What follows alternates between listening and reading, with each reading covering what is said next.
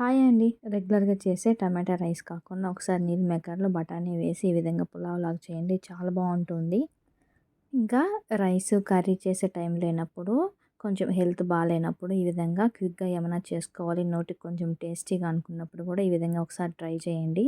ఇంకా all in one chutney అనమాట. ఈ చట్నీ అయితే టిఫిన్‌లోకి, రైస్‌కి, సంగటికి దేంట్లోకైనా చాలా బావుంటుంది. ఒకసారి మీరు తప్పకుండా ట్రై చేయండి. వీడియోనైతే స్కిప్ చేయకుండా లాస్ట్ వరకు చూడండి. చాలా సింపుల్‌గా చేసేయొచ్చనమాట. మనము రైస్ కుక్కర్‌లో పెట్టేసి విజిల్ పోయేలోపు మనమైతే చట్నీ కూడా ప్రిపేర్ చేసేసుకోవచ్చు. అది ఎలాగో ఈ వీడియోలో చూడండి స్కిప్ చేయకుండా. చాలా బాగుంటుంది రైస్ అయితే. ఇలా చికెన్ బిర్యానీ కన్నా సూపర్ టేస్ట్ ఉంటుందన్నమాట నీల్ మేకర్ రైస్ అయితే. ఒకసారి మీరు తప్పకుండా ట్రై చేయండి. ముందుగా అయితే నేను ఒక ముప్పావు కప్పు వరకు అయితే బాస్మతి రైస్ని ఒక హాఫ్ అన్ అవర్ ముందు నానబెట్టుకుంటున్నాను. మనం నానబెట్టుకోకుండా చేస్తే ఏంటంటే 1.5 కప్పు మనం వాటర్ అనేది కొంచెం ఎక్స్ట్రా తీసుకోవాల్సి వస్తుంది. లేదంటే ఈ విధంగా ఒక హాఫ్ అన్ అవర్ ముందు నానబెట్టుకుంటే అన్నం మనకి మంచిగా పొడి పొడిగా వస్తుంది. అలాగే వాటర్ కొంచెం అడ్జస్ట్ చేసుకొని వేసుకోవాలన్నమాట. నేను అక్కడ ఒక హాఫ్ అన్ అవర్ ముందు రైస్ని బాగా శుభ్రంగా 2-3 సార్లు కడిగేసి ఒక హాఫ్ అన్ అవర్ ముందు అయితే నానబెట్టేసుకున్నాను. నానబెట్టుకుంటే కొంచెం బాగా వస్తుందన్నమాట రైస్ పొడి పొడిగా. ఈ విధంగా అయితే నానబెట్టేసుకున్నాను నేను ఒక హాఫ్ అన్ అవర్ ముందు. తర్వాత స్టవ్ పైన ఒక కుక్కర్ తీసుకొని ఒక 3 టేబుల్ స్పూన్లంతా ఆయిల్ వేసుకొని హోల్ గరం మసాలా అయితే వేసుకొని మీ దగ్గర ఏది ఉంటే అది వేసుకోండి. ఇక్కడైతే నేను 2 బిర్యానీ ఆకు, కొంచెం రాతి పువ్వు అంటున్నారు కదా, సాజీరా, కొంచెం దాల్చిన ఒక యాలచ్చి, ఒక 4, 5 లవంగాలు, స్టార్ పువ్వు, కొంచెం జాపత్రి అనమాట. మీ దగ్గర ఏ మసాలా ఉంటే అది హోల్ గరం మసాలా అయితే తీసేసుకోండి. ఉన్న దాంట్లోనే చాలా బాగొస్తుంది. నేను ఇక్కడ ఇవి మసాలా యాడ్ చేసుకొని ఒక 2 మీడియం సైజు ఉల్లిపాయలు సన్నగా పొడవుగా కట్ చేసుకొని ఉల్లిపాయలు అయితే యాడ్ చేసుకుంటున్నాను. ఉల్లిపాయలు కొంచెం మగ్గాలన్నమాట, కొంచెం మెత్తబడాలి. ఒకసారి బాగా కలిపే ఇలా ఉల్లిపాయలు ఫ్రై చేసేటప్పుడే రుచికి సరిపడా ఉప్పు, సాల్ట్ వేసుకోండి. కొంచెం క్విక్గా మగ్గుతుంది. అలాగే టేస్ట్ కూడా బాగుంటుంది. ఇక్కడ రుచికి సరిపడినంత ఉప్పునైతే యాడ్ చేసుకోండి. కొంచెం పసుపును వేసుకొని ఉల్లిపాయలు కొంచెం మగ్గనివ్వాలి. ఉల్లిపాయలు కొంచెం ఫ్రై అయిన తర్వాత ఇందులోనే 1 టేబుల్ స్పూన్ వరకు అల్లం వెల్లుల్లి పేస్ట్ వేసుకోండి. నేనైతే ఇక్కడ అల్లం తనిగా వెల్లుల్లి సపరేట్గా పేస్ట్ ఉందన్నమాట ఇంట్లో చేసుకుంది. అయితే నేను హాఫ్ టేబుల్ స్పూన్ లెక్కన హాఫ్ టేబుల్ స్పూను వేసుకున్నాను. మీ దగ్గర అల్లం వెల్లుల్లి పేస్ట్ మిక్సింగ్ ఉన్నా కూడా 1 టేబుల్ స్పూన్ వేసుకొని ఇది పచ్చివాసన పోయేంత వరకు బాగా మిక్స్ చేసేసుకోవాలి. స్టవ్ని మీడియం టు సిమ్లో అడ్జస్ట్ చేసుకోండి. అల్లం వెల్లుల్లి పేస్ట్ వేసిన తర్వాత హైలో పెడితే అడుగంటేస్తుంది త్వరగా. ఇది కొంచెం పచ్చివాసన పోయేంత వరకు ఫ్రై చేసుకున్న తర్వాత మీడియం సైజు 3 టమాటాలని, బాగా పండిన టమాటాలని ఇలా సన్నగా పొడవుగా కట్ చేసుకోవాలి. టమాటా రైస్కి ఎప్పుడు కూడా కొంచెం బాగా పండినవి, కొంచెం ఎర్రగా ఉన్నవి తీసుకుంటే త్వరగా మగ్గుతుంది, రైస్లో బాగా కలుస్తుంది అనమాట. కొంచెం కాయగా తీసుకుంటే అది ఎంతసేపు ఫ్రై అయినా కానీ కొంచెం గట్టి గట్టిగానే ఉంటుంది. టమాటా అక్కడక్కడ కొంచెం అలాగే ఉంటుందన్నమాట. ఇలా బాగా పండింది తీసుకుంటే బాగా మెత్తబడిపోతుంది త్వరగా. ఇది మెత్తబడే లోపు అయితే ఇంకొక పక్కన ఒక బౌల్లో కొద్దిగా వాటర్ తీసుకుంటే మన మీల్ మేకర్ని ఉడకపెట్టుకోవాలన్నమాట. డైరెక్ట్గా ఇందులో వేస్తే అందులో దుమ్ము అలాగే గట్టి గట్టిగా ఉంటుంది కదా, ఇలా వాటర్లో వేసి కొంచెం చల్లారిన తర్వాత అయితే మనం వాటర్ పిండేసి ఈ రైస్లోకి అయితే యాడ్ చేసుకోవాలి. టమాటా రైస్లోకి ఇలా వాటర్ బాయిల్ అవుతున్నప్పుడు మనకి ఎంత కావాలో అంత మీల్ మేకర్ని వేసుకొని ఒక పొంగు వచ్చేంత వరకు ఉంచి ఒక 2 నిమిషాల పాటు స్టవ్ కట్టేసుకొని పక్కన పెట్టేసుకుంటే అది చల్లారుతుంది. ఇలాగా ఇక్కడ ఒక గుప్పెడంతా పుదీనానైతే యాడ్ చేసుకోవాలి. ఇలా పుదీనా డైరెక్ట్గా వేయకుండా నేను ఆకులుగా ఉంటుంది కదా, అది పక్కన పెట్టేస్తారనమాట. ఆకులుగా ఉంటే కొంచెం వాటర్లో కడిగిన తర్వాత ఇలా సన్నగా కట్ చేసి వేసుకోండి. రైస్లో బాగా కలిసిపోతుంది. ఫ్లేవర్ కూడా రైస్కి బాగా పడుతుంది. ఇలా పుదీనా ఆకుగా ఉంటే కొంచెం అన్నీ పక్కన పెట్టేస్తూ ఉంటారు కదా, ఇష్టం లేని వాళ్ళు ఇలా కట్ చేసి వేస్తే రైస్లో బాగా కలిసిపోతుంది. ఇంకా అంతా ఈవెన్గా తింటారనమాట. నేనైతే ఇక్కడ సన్నగా కట్ చేసుకొని ఒక గుప్పెడంతా పుదీనానైతే వేసుకున్నాను. ఒకసారి బాగా మిక్స్ చేసేసుకోవాలి. పుదీనా బాగా కలిసేంత వరకు కొంచెం బాగా మగ్గిపోతుంది టమాటాలతో పాటు కలిసి. ఈ విధంగా ఎక్కడ కూడా అడుగు పట్టకుండా బాగా మిక్స్ చేసుకుంటూ ఉండాలి. మధ్య మధ్యలో స్టవ్ని హైలో పెట్టకుండా మీడియంలోనే పెట్టుకోండి.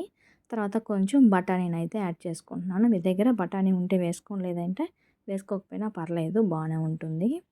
ఉంటే మాత్రం స్కిప్ చేయకుండా వేసుకోండి, బాగుంటుంది ఫ్లేవరు. అక్కడక్కడ బఠానీ తగులుతూ ఉంటే రైస్ కలర్ఫుల్గా టేస్ట్ కూడా బాగుంటుంది. బఠానీ వేసుకొని ఒకసారి బాగా మిక్స్ చేసుకున్న తర్వాత ఇక్కడ కారానికి తగ్గట్టు 2 లేదా 3 పచ్చిమిర్చిని ఇలా సన్నగా కట్ చేసి మిడిల్లో వేసుకోండి. ఒకసారి బాగా కలిపేసుకోవాలి. పచ్చిమిర్చి వేసిన తర్వాత ఇలా బాగా ఉడికిన తర్వాత మనం ఆల్రెడీ మీల్ మేకర్ని పక్కన ఉడకపెట్టి పెట్టుకున్నాం కదా, ఇది చల్లారిన తర్వాత కొంచెం వాటర్ని బాగా పిండేసి వేసుకోవాలి. ఇలా గట్టిగా వాటర్ని పిండేస్తే అవి మాత్రం మీల్ మేకర్ మాత్రం వేసుకోవాలన్నమాట. మనం డబుల్ సైజ్ వస్తుందన్నమాట మీల్ మేకర్ అయితే. వాటర్లో వేసిన తర్వాత ఒకసారి బాగా మిక్స్ చేసేసుకోవాలి. మీల్ మేకర్‌కి ఉప్పు, కారం అన్నీ కూడా పడుతుంది ఇప్పుడే వేసుకుంటే. ఇప్పుడు ఆల్రెడీ మనం పచ్చిమిర్చి వేసాం కాబట్టి మీ కారానికి తగ్గట్టు ఒక హాఫ్ టేబుల్ స్పూన్ వరకు కారాన్ని అయితే యాడ్ చేసుకోండి. ఇక్కడ హాఫ్ టేబుల్ స్పూన్ కారము, కొద్దిగా half table spoon garam masala వేసుకొని ఒకసారి బాగా మిక్స్ చేసేసుకుంటే సరిపోతుంది. మనం ఇంకా అంతకుమించి ఇంకా మసాలాలు ఏమీ యాడ్ చేయమన్నమాట. దీంతోనే సరిపోతుంది. మనం ఇక్కడ ముప్పావు కప్పు వరకు బియ్యాన్ని వేసుకున్నాం కదా, 1½ కప్పు వరకు అయితే నేను వాటర్ని అయితే యాడ్ చేసుకున్నాను. 1½ కప్ కూడా ఫుల్గా ఏమి వేసుకోలేదండి, 1 కప్పు వేసుకున్నాను. కొద్దిగానే వాటర్ని అయితే తగ్గించాను అనమాట. ఎందుకంటే మనం ఒక హాఫ్ అన్ అవర్ నానబెట్టాం కాబట్టి ఇలా నానబెట్టే దాన్ని బట్టి వాటర్ని అయితే అడ్జస్ట్ చేసుకుంటే రైస్ అనేది పొడి పొడిగా వస్తుంది. మీరు నానబెట్టకపోతే 1½ మనం రైస్ని నానబెట్టే దాన్ని బట్టి అనమాట వాటర్ని అయితే అడ్జస్ట్ చేసుకోవాలి. ఇప్పుడైతే సాల్ట్ని అయితే చెక్ చేసుకోండి ఒకసారి. తర్వాత వాటర్ మనం బాయిల్ అవుతున్నప్పుడు ఆల్రెడీ మనం నానబెట్టుకున్న బియ్యాన్ని అయితే వాటర్ మొత్తం వడగట్టేసి బియ్యాన్ని అయితే యాడ్ చేసుకోవాలి. మనం ఇక్కడ హాఫ్ అన్ అవర్ ముందు బియ్యం నానబెట్టకపోతే 1కి 2 వేసుకోవాలి. నానబెడితే ఏంటంటే 1½ కప్పు వాటర్ వేసుకుంటే కరెక్ట్ మెజర్మెంట్ అనేది సరిపోతుంది. బాస్మతి రైస్కి నార్మల్ రైస్కి అయితే 1 కప్పుకి 2 కప్పులు వాటర్ వేసుకుంటే సరిపోతుంది కుక్కర్కి. బియ్యం వేసేసిన తర్వాత ఒకసారి బాగా మిక్స్ చేసి ఫైనల్గా కొంచెం కొత్తిమీర వేసి విజిల్ పెట్టేయండి. మూత పెట్టి విజిల్ పెట్టి 2 విజిల్ అయితే రానిస్తే సరిపోతుంది. స్టవ్ని హైలో పెట్టకుండా మీడియంలో పెట్టి 2 విజిల్స్ అయితే రానివ్వాలి. కరెక్ట్గా సరిపోతుంది అనమాట. మనకి 2 విజిల్స్ వచ్చింది. కుక్కర్ అయితే పక్కన పెట్టేసుకొని ఆలోగా కుక్కర్ ప్రెషర్ పోయేలోపు అయితే మనం చట్నీ అయితే ప్రిపేర్ చేసేసుకోవచ్చు. చాలా బాగుంటుంది ఈ చట్నీ. మీరు కూడా తప్పకుండా ట్రై చేయండి. స్టవ్ పైన ప్యాన్ పెట్టి ఒక హాఫ్ టేబుల్ స్పూన్ ధనియాలు, హాఫ్ టేబుల్ స్పూన్ జీలకర్ర, కొద్దిగా ఆవాలు వేసి పోపు కొంచెం ఫ్రై అయిన తర్వాత మీడియం సైజు 3 ఉల్లిపాయలు ఇలా సన్నగా పొడవుగా కట్ చేసుకున్నాను. ఉల్లిపాయలు వేసుకోవాలి. ఉల్లిపాయలతో పాటు మన కారానికి తగ్గట్టు పచ్చిమిర్చిని అయితే ఒక 7-8 పచ్చిమిర్చిని అయితే యాడ్ చేసుకోండి. మీ కారానికి తగ్గట్టు యాడ్ చేసుకోండి. ఇందులోనే సాల్ట్, కొంచెం పసుపు వేసి ఉల్లిపాయలని కొంచెం మగ్గనివ్వాలి. ఇందులోనే ఒక 10 దాకా వెల్లుల్లి రెబ్బలు ఇలా పొట్టు తీసి 10 లేదా 15 దాకా పొట్టు తీసి వేసుకోండి. 1 ఇంచు వరకు అల్లాన్ని వేసుకోండి. అల్లం పేస్ట్ కన్నా కూడా ఈ విధంగానే వేసుకోవాలి చట్నీలకి అన్నిటికీ కూడా. దీంతో పాటే ఒక 3-4 బాగా పండిన టమాటాలను అయితే యాడ్ చేసుకుంటున్నాను. ఇలా అన్నీ కూడా ఒకసారి బాగా మిక్స్ చేసుకుంటూ టమాటాలు మెత్తబడేంత వరకు మగ్గనివ్వాలి.